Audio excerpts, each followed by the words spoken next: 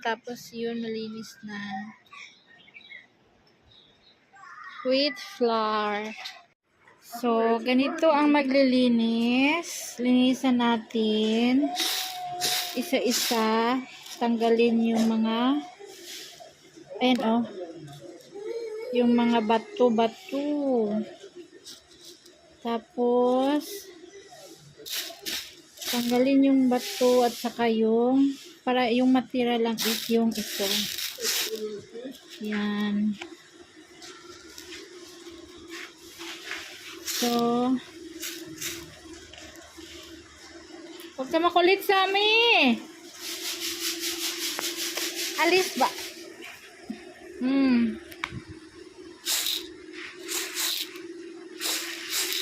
So,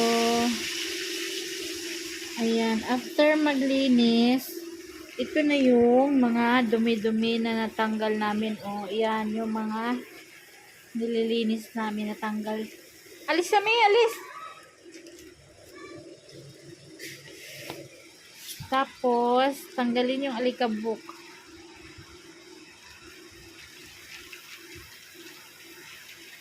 Ganyan. Merong malaking electric fan para matanggal ang alikabok.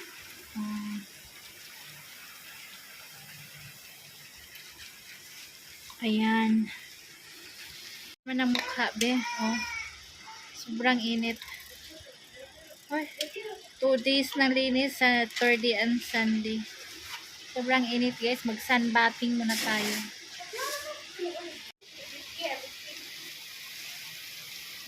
Marami siyang alikabok lumilipad.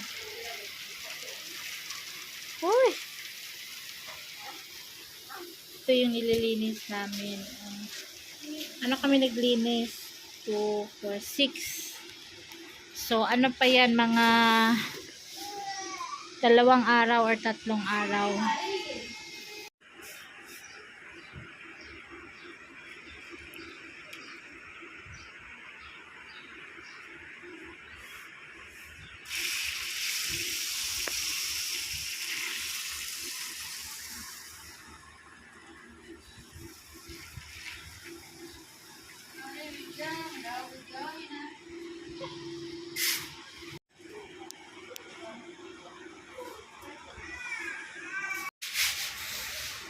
So, ganito guys, how to clean the wheat flour. Tanggalin yung mga stone, mga dirty. Yung matira lang talaga is yung pure, ito, pure wheat flour or dani. Dani yan naman yan.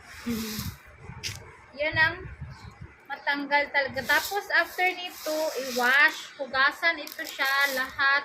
Hugasan. Tapos, ganyan. Tapos, ibilad sa araw. Patuyuin. Tapos, ayun na. Galing na siya. Harina na siya. Flour na. So, yun. Ayun o. Dami o.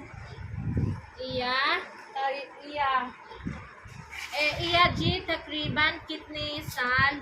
Kitni hatam sal puri iksal ala 1 year guys ito mauubos 1 year din may harvest na rin sila.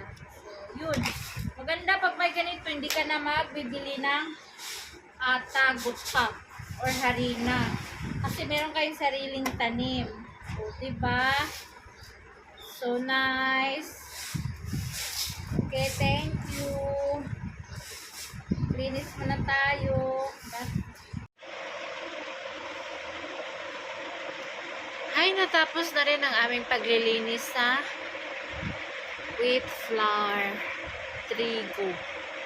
O, wheat flour nga. Init. Painit na ng painit sa Pakistan, mga sisi. Inom na naman tayo nitong ice tubig talaga, yung tubig talaga na nag-a-ice yun talagang inumin natin, kaya hindi ako napapayat kasi alam niyo yung malaking galon parang 1 araw ko lang ata yung inumin, tapos malakas ako umihi, yun ata yung yung asin ng katawan ko nasama sa ihi. Kasi nag-aarinula ako, nakikita ko sa balde na may may latak yung ihi ko. Pasensya sa mga kumakain ha. Yun. Asin talaga, tumitigas yung ng arinula ko, kaya nilalagyan ko ng muriatic, nililinis ko. Matagal tanggalin ang asin, kumakapit talaga. So, yun.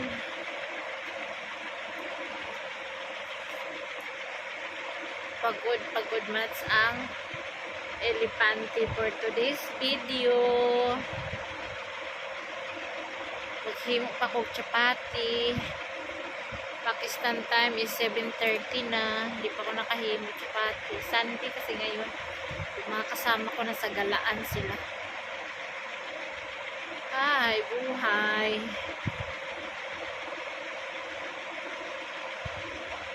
Matapos din to, o diba? Matapos din ang pagsasakripisyo. Yung iba nga na may mas mahirap pa sa atin, diba? Kaya tiis-tiis lang. God will reward you on the perfect time. Diba? Lahat ng sakripisyo may kapalit yan. Magdasal ka lang. At yan ay walang bayad, kundi yan ay may isusukli sa iyo. Kahit ilang bisis ka magdasal, walang bayad, pero may sukli yan. Diba? Pero hindi sinasabi ni God kung kailan. Sorpresa yan.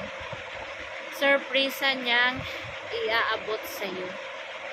Kaya sa lahat ng nahihirapan, dasal-dasal lang. Walang bayad yan at susuklian pa kayo ng sobrang-sobra.